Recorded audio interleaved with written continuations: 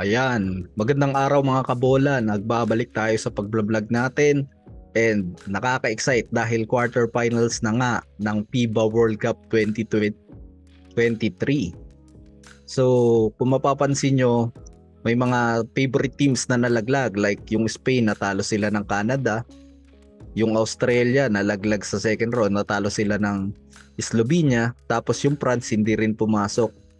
Oh, so yung tatlo sa top 4 teams no nakaraang World Cup is hindi nila mare-retain man lang yung kanilang finish dahil nga nalaglag sila, tapos yung top 2 team last World Cup yung Argentina hindi naman naka-qualify.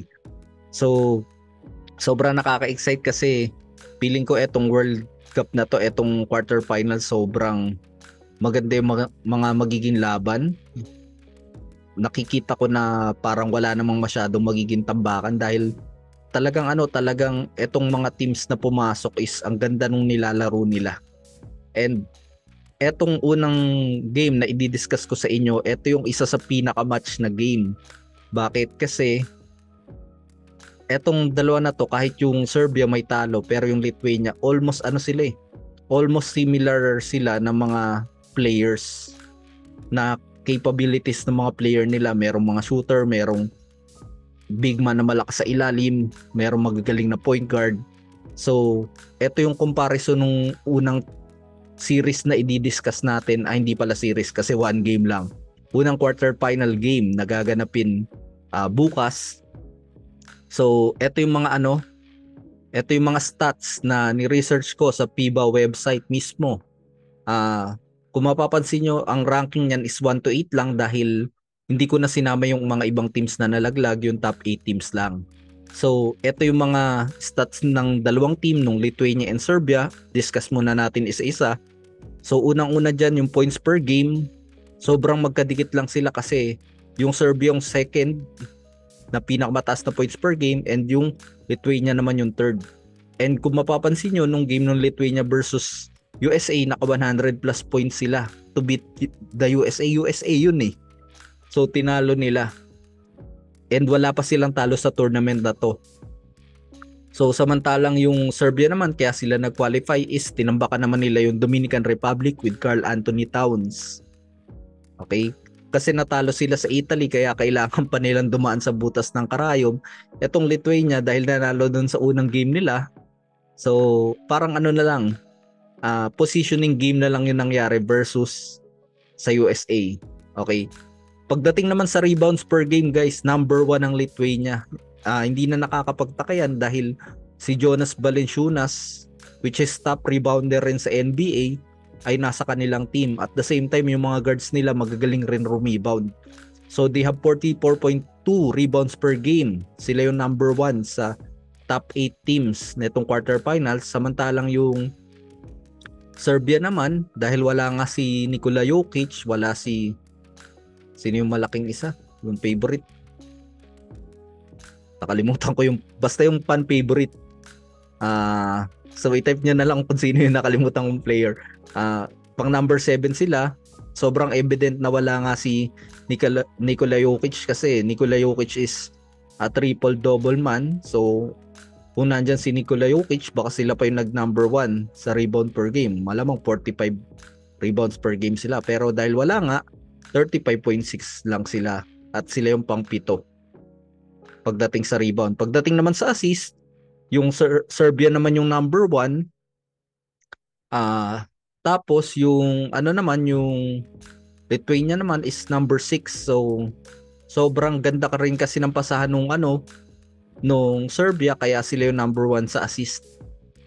Kung mapapansin mo, ang maraming assist talaga ng Serbia through pass break. Pag nakakaagaw sila ng mga bola, pag pass break talagang hindi sila selfish na didiretso ng ring yung bola, ipapasa talaga nila sa kakampi nila na libre. Okay? Kaya napakataas ng pass break points ng Serbia. Okay? Pagdating naman sa field goal, sila yung number 1 and number 2 team.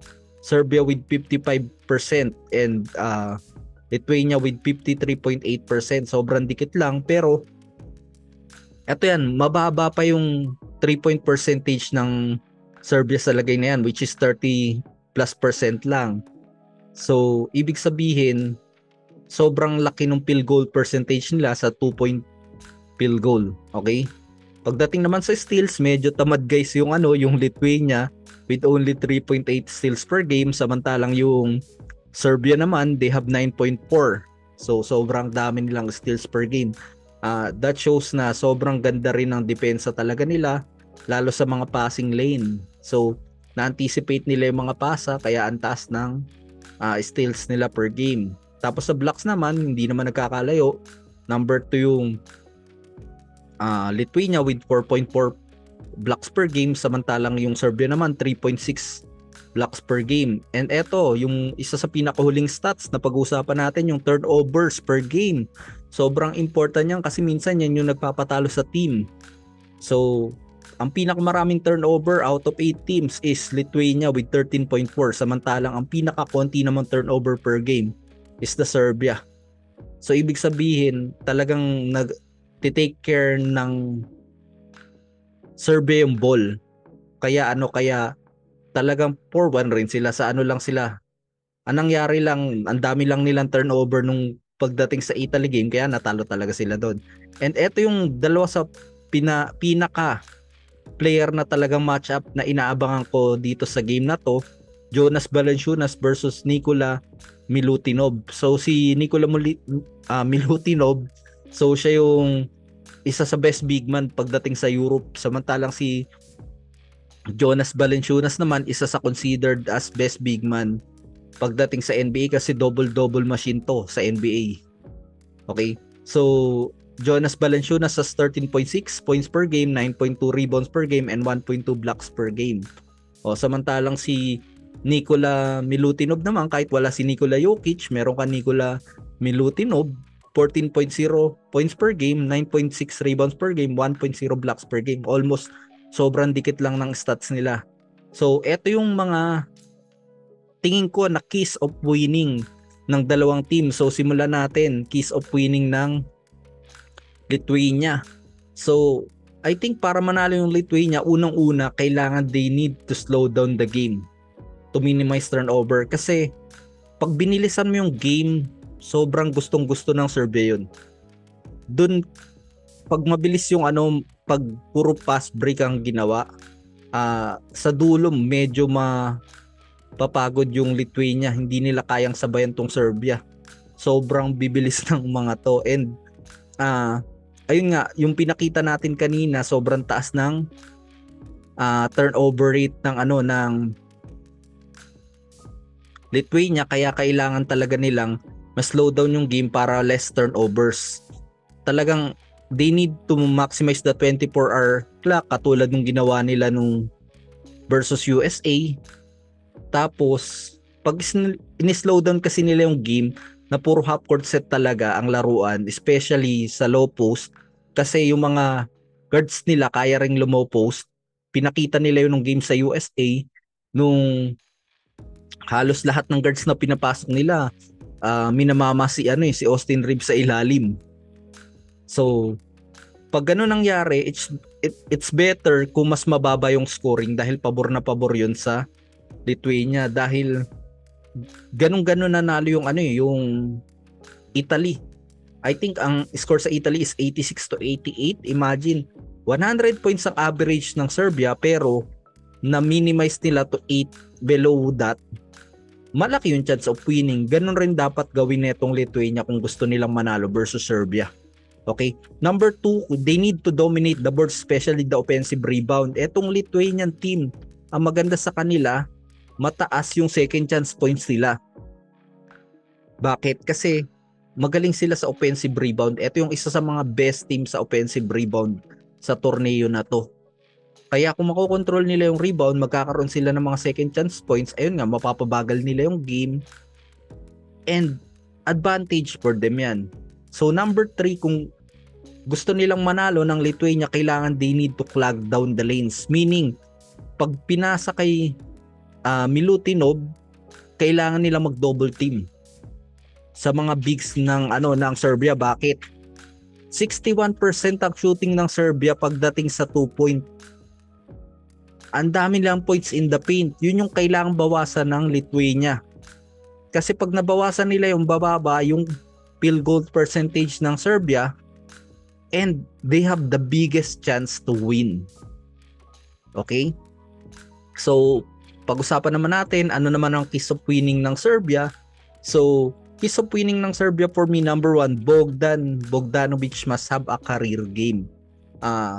Meaning, kailangan almost hindi sumasablay si Bogdanovic for me. Or at least 20 plus points. Kasi, ganun yung nangyari nung game nila versus Dominican Republic. Bogdanovic has 100% field goal with 20 points. Okay, nung natalo sila versus Italy, Bogdanovic only have 33% field goal. Meaning, eto na yung pagkakataon ni Bogdanovic, panahon niya na to, team niya na to, kasi wala na yung mga stars wala si Nikola Jokic, wala na si The Maestro, si yung point guard nila dati. So Bogdanovic na to.